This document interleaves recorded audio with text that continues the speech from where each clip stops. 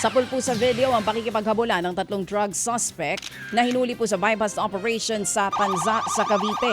Sa kuha po ng CCTV, kita kung paanong naabutan ng taong bayan ang isa sa mga suspect. Nakatakas naman noong unang dalawa niyang kasabwat na sakay po ng pulang kotse. Sinubukan silang harangan ng mga pulis sa kalsada pero nagawang makalusot na mga ito. Nakarating po sa Naik, Cavite ang dalawang suspect at ipinarada ang kanilang sasakyan. Pero pagbaba nila, naroon na rin ang mga pulis. Doon na sila tuluyang na-corner ng mga ito. Nakuha po sa mga suspect ang 4 na sachet ng hinihinalang shabu. Mahaharap po sila sa patong-patong na reklamo.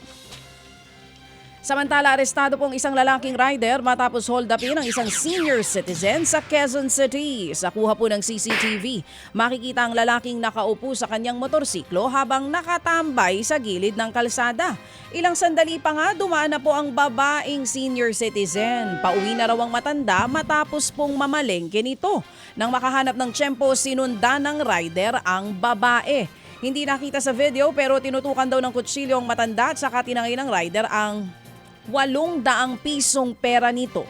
Sa tulong po ng CCTV, agad natunton at naaresto ang suspect na kinikilalang si alias Jomer. Hindi na po naibalik sa biktima ang ninakaw na pera ng holdupper.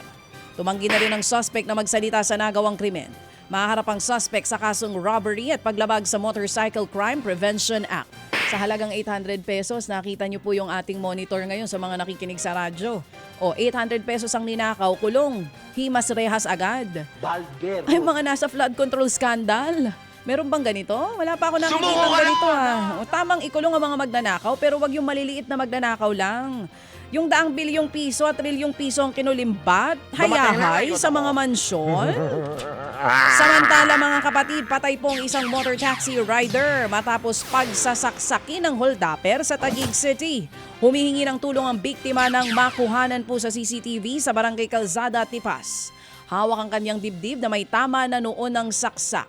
Wala nang buhay ang biktima nang madatnan po ng mga residente. Lumalabas sa investigasyon na nagpanggap pong pasahero ang holdupper. Pagdating ng drop-off point, nakaabang ng 2 pang kasabwat nito at dito na po hinold up ang motor taxi rider. Inagaw po nila ang kanyang cellphone bago pinagsasaksak ito.